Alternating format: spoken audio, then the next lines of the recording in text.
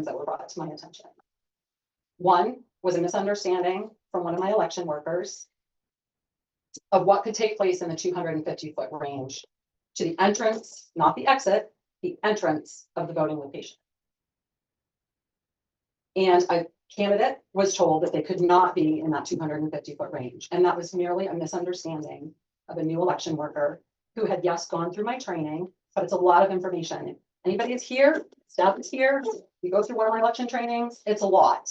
And I give you a packet about this thick to take home and review. So not to cut it, how long until it was corrected? Immediately. Yeah. And you know, the meeting prior to this, you know, there were statements about emotions running high. This was, you know, a national election with a high emotion to it, a lot of political, you know, back and forth. And I understand that. But as once again, you all know me well enough to know that I go right down the middle. I show no preference either way. I treat everyone the same. But I also expect to be treated that way as well when I am approached with a problem. And the 2 times that I was approached that day, it was unfavorable. It was almost kind of an attack. And I was not appreciative of it, but my job is to handle those situations, and I did. So that first one that I mentioned was taken care of immediately. I apologized to the situation. I spoke to the election worker. I made them understand. And then I took it a step further, and I walked to every group of people that were at that election doing campaigning and flag waving outside of the 250-foot range. And I spoke to each and every one of those individuals to ensure that they had not got misinformation from anyone that was there working for me. To clarify, I crossed 236 multiple times and thought I was taking my life in my hands to do it, to talk to people that were across the street on Depot Road doing that. So I was handling it. That was the first situation. The only other situation that had been brought to my attention that day was an individual came into me in a very high emotional manner to report to me that they felt unsafe, threatened because of a vehicle that was out in the parking lot that had signage and flags and was parading around the parking lot. What did I do? I tried to de-escalate the situation, but that wasn't happening because that person was highly emotional about the situation. I understand that. But the approach could have been better. We could have handled it better together. But what happened immediately upon that being reported to me? First time that day, I had been told that anyone at that election felt unsafe or threatened. And it was brought to my attention in a very emotional, angry state. What did I do though? I took care of it. I took a warden and myself, and we went out into the parking lot. I found the vehicle, spoke to the person. I won't use the term I usually use about these trucks, but that person was there to vote. That person came to vote, and they have a right. I have stuff I can read to you to have campaign material on their vehicles if they are there merely to vote and then exit the polling location and not linger. Spoke to that individual. He was not parading. He has a huge truck, giant. My husband used to have one. The turn radius on those things are awful. The parking lot was full. There was not appropriate parking for that big truck to fit into. So they had to drive around the parking lot to find a parking space. That's what I was told. I wasn't there visually seeing it, but that was what that individual told me, and others had also confirmed was the parking space was being sought for that vehicle. He didn't have to move his truck, but I asked him to because it was bothering people. So I asked politely, could you please move your truck outside of the 250-foot range? And they did. They went in and they voted, and they said, make sure you don't linger. I'm going to go to the wrestling group and I'm going to pick up some food and then I'm going to leave. And to my knowledge, I checked shortly thereafter, that vehicle was gone. I don't think there were any threats being made. I don't think anything was being said. Nobody said that to me, but I know people said they felt threatened and they felt unsafe. So there were some things said at the meeting regarding the activities that were happening within the 250-foot range, including inside on election day when people were coming in for the purpose of voting, to get their check-in, to get their ballot, go to their ballot, to vote, get in line, which I'm happy to say the lines were short in Eliot. We had a very smooth election. There are rules. There are things that are allowed and not allowed within that 250-foot range outside of the entrance. The only thing that is allowed is for a candidate or a representative for that candidate to be present to say nothing more than, hi, I'm Wendy Roski, and I'm running for the president of the United States. Thank you for coming out and voting today. What a beautiful day it is. Can't say, hi, I'm Wendy Roski. You can't say I'm running for the president of the United States. You can only say, hi, I'm Wendy Roski. Thank you for voting, period. Nothing about what you're running for, nothing about any other referenda. If there was a situation of referendum on a ballot, you can be there specifically for that reason only. You can't have signage, you can't have pins, you can't, there's nothing that can be within that 250-foot range. So with that said, there was a comment made at that last meeting that a candidate was asked in discussion. There was a candidate that was asked, oh, well, what are you running for? And the accusation was that they pointed to a sign to show who they were voting for, what they were running for. Well, if there's not a sign and there were not signs within 250 feet, how did that individual point at a sign? So I just find there's some things here that just are not adding up with that here without anger. I feel like there's a couple more things with that. There was another thing that was stated that was not allowed inside or in that 250-foot range, and that was a dog being present. And please know, I mean, everybody in this room, I'm sure, knows whose dog that is, right? But if this was one side or the other, I'd be saying the same thing. So I just want everybody to be clear. I am very unbiased. I am like, so that dog, there's no restriction on that dog being there. And furthermore, who's to say that that dog isn't a service dog or a support dog of some nature for that individual that's there? Because people are allowed to bring their dogs to the polls for that reason, and we are not to question them. I go through all of the compliance and people with disabilities and how we are to treat them when they come to the polls and provide them the best service possible to make them feel that they are a part of our community and can vote like everybody else. So the dog is not allowed. The dog could be there. Did the dog maybe greet people? Perhaps. But I think every candidate that was there that day had people stopping and shaking hands, saying hello. It was a beautiful day outside, so people were chatting. I don't think there was ever really a blocking of the pathway. I went out several times. I walk about. That's what I call it. I'm like going out on my walkabout. I walk about and I make sure things are being done appropriately. I look for things that are not being done correctly. My other wardens do the same. I have staff members that do that for me. There's a lot of things that were being said that I just feel were not accurate. Not all the information was probably known about 250-foot range or inside of the polling location, allowing those people to come in. Can I ask you one question? You can. Whatever, anyways, you said no. I'll answer anybody's question. Would you be in favor of if the town implemented some kind of politicians have to be 25 feet away from the walkway entering? Would you be in favor of something like that? Would that make your job easier? And to be for the record, that includes all of us when we run. So I am okay with that. You know, I'm indifferent to it. I feel because state law allows it, candidates should be able to be within that area and do what the law allows them to do. I actually even offer candidates when there's inclement weather to come in and stand inside the doorway. I designate an area there for them to be, and I monitor what they're doing. My ear's always open. I'm always trying to listen. And what I will, I'm going to back up. I'm going to pump the brakes and back up for a second, because like that memo that I read to you about those things and all of these other pieces, I trained my election staff, and there were election staff of mine in the crowd that night of your last meeting when this all got brought forward. In response to that, I waved the American flag and people flipped me off and toward me. Just, where does that come from? I think it's the media, just my opinion. Anyway, my name is Mark Zimmer. I live at 72 Vine Street in South Berwick. I'm not a resident here. I campaign for state representative District 150, which includes Eliot. I recently reviewed the minutes from Eliot's December 12th Select Board Meeting. It's squeaking with the note. You might have said sorry. And was sad to hear that there were allegations not only of impropriety, but of election violations. These allegations can be reviewed in the minutes at marker 57 minutes, 30 seconds for the following 10 minutes or so. They infer and accuse the quote unquote candidate with the dog, me, of interfering and intimidating the residents and voters. Based on my due diligence, including with the Secretary of State's office and the Maine Elections Ethics, there were no complaints filed either for the primaries or for Election Day in November. Not in Eliot, South Berwick, or in Kittery. Michelle Meyer was there on both days. If there were issues, she could have raised them. With the threat of jail time in the minutes, I take these accusations seriously. Not only is this divisive, but it is so far from reality that it's hard for me to take seriously, yet here we are.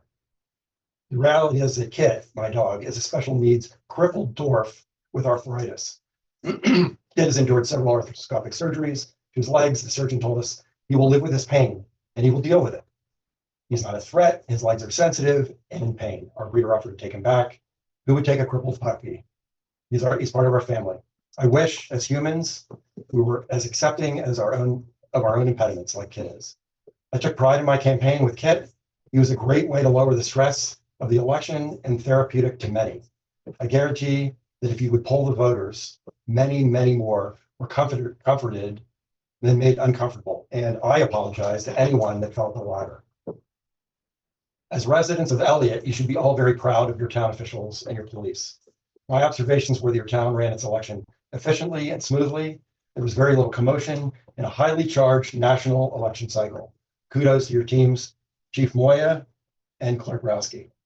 I personally saw Clerk Rowski making the rounds and addressing issues, however minor. The police on site were respectful and courteous. You're fortunate to have them in any capacity. They ran a fair and even-handed, they are fair and even-handed, and this is coming from someone who ran and lost. I'm a South Berwick resident. Our voting site was fraught with delays and issues. This is in South Berwick. Lines of multiple hours for most of the day and ran late into the night well past the closing hours. They couldn't certify the votes for results for days. This is your town and your decision. Your officials are doing an excellent job, and you should be proud of them and their efforts. Nitpicking is not an honorable pastime, and we should all find the positives and make our communities better and not tear them apart. If Eliot changes their ordinances to conform to frivolous claims, where does it stop? Many would see this as shameful and a smudge on the town's reputation. This board has a fiduciary responsibility to act on egregious election violations. If the consensus is that I've intentionally violated election law, you need to act and make your case to the Secretary of State's office. If not, please cease and desist, as I consider this intimidation and slander. Respectfully, Mark Zimmer. That's it.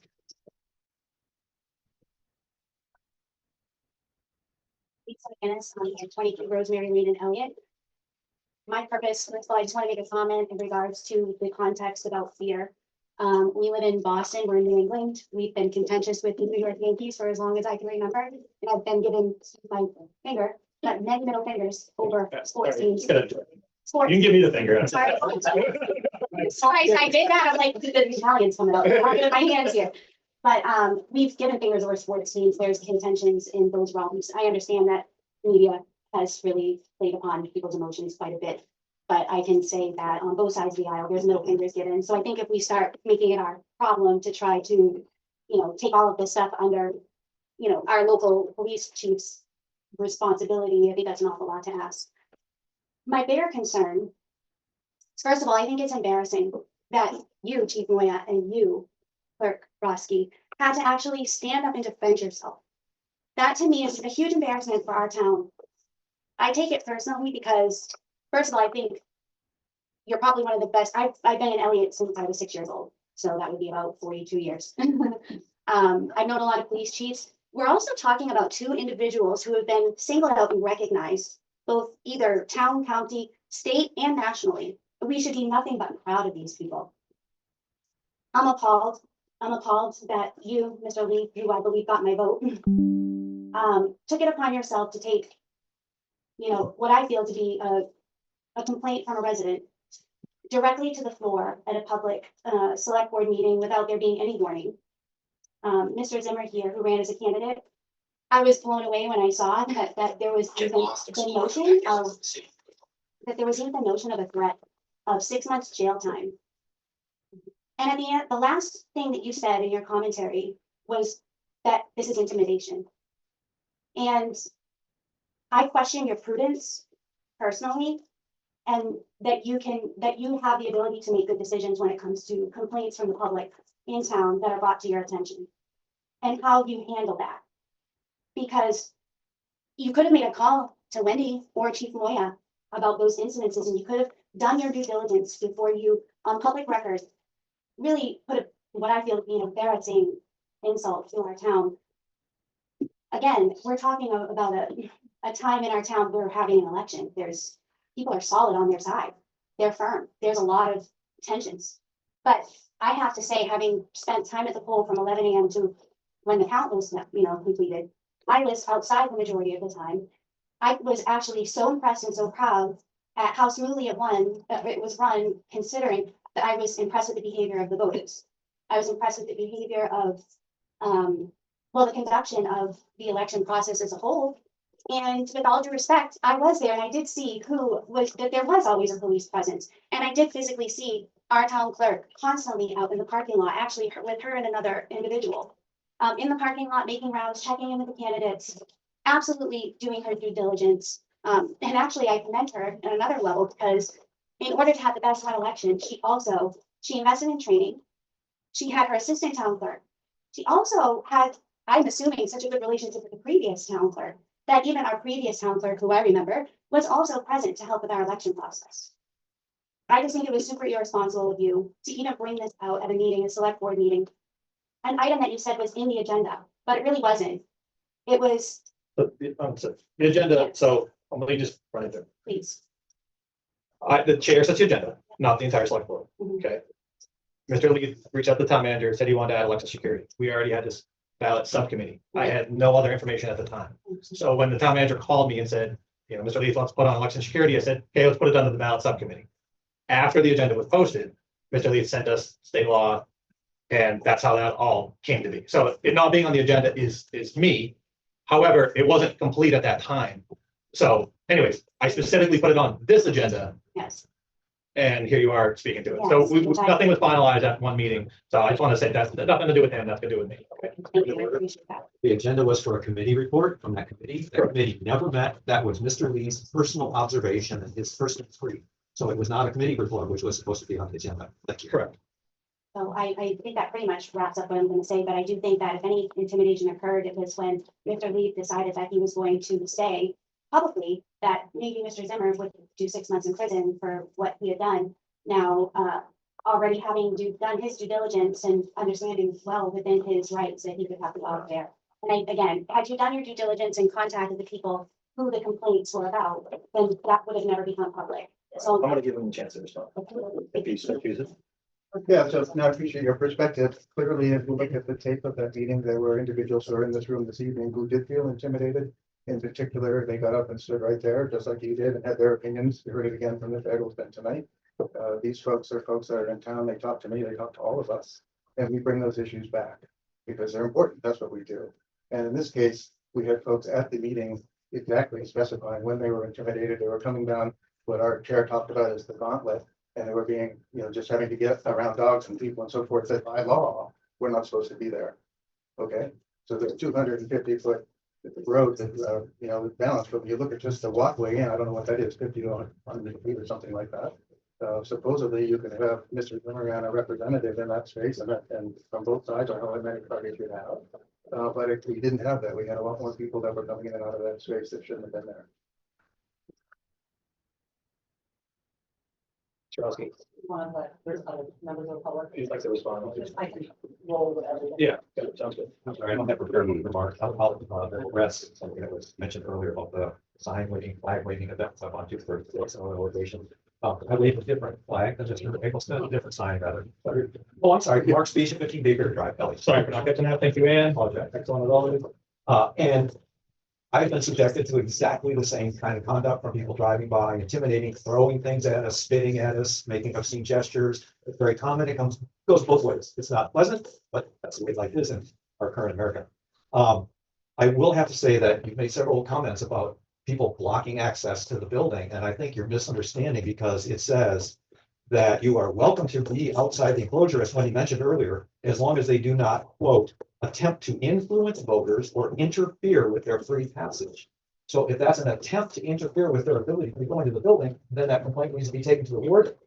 Having someone there saying hello, shaking hands, greeting people is not an unauthorized activity. So I think that's a gross misrepresentation. You also said at some other point that, and I have to disagree even with Ms. Wendy. You said, let me see if I can find a quote. Please apologize. You said, I can say, hi, I'm Jeff Lee. Thank you for voting. That's it. That's all you can say. That's not what the law says. The statute. That's not, I got it right in front of me. You want me to read the whole thing? That's not what it says. So I would encourage you to go back and read that again before you make accusations against a representative. Do you So know we're Michelle there. Myers, state representative? I'm sorry? Do you know Michelle Myers, state I do. representative of this town? I do. Ask her what you're supposed to do. That's exactly what she told me. Well, I have it in my hand. You want me to read it?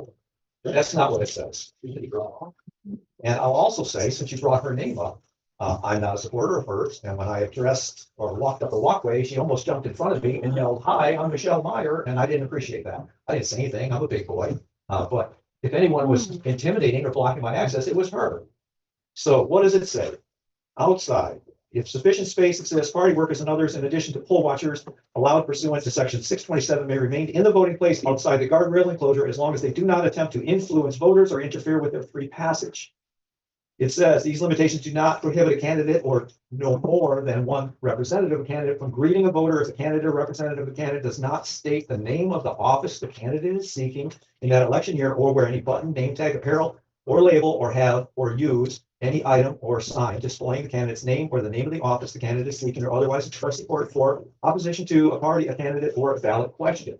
That's the law. So stopping and saying hello and shaking hands and having a conversation pleasantly with your neighbors is not a prohibited activity.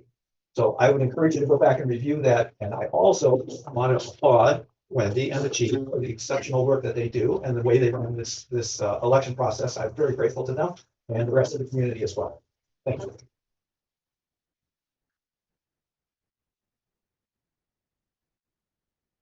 Jeff, you plan if I saw somebody else here and she was talking about directly or? Okay. Sir, back there.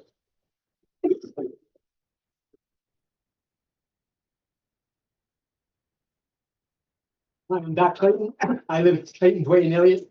And if I'm not speaking loud enough, please let me know and I'll speak louder. You're doing great. You're And doing I've great. got Parkinson's, so it affects my voice sometimes. I want to say I'm relatively new to town. I've only lived here since 1983. I've known Wendy most of that time. I have luckily have not had that many encounters with the chief of police. I don't know him very well, but I have followed his career online and in the newspapers and at the town meetings. So I tell you, I'm much more afraid of Wendy than I am of any dog. I've only met the kid once. I recently I have a kid who's evicted with him. But I came up here primarily to say, other than the fact that I support our chief of police and our town clerk, and I want to appreciate what you folks do, because I was served in the military for 20 years, was in the military during Vietnam. I know what it's like to have these shot at. You guys get slings and arrows all the time, and I appreciate that you have the patience and tolerance to deal with some of the idiots, including myself, who stand up here and speak to you. But I'd like to say that I'm old enough that I was born before the time of emotions taken precedence over common sense and intellect. And I'm old enough to remember that if it works, don't fix it. It works in Eliot. Leave it the hell alone. Thank you.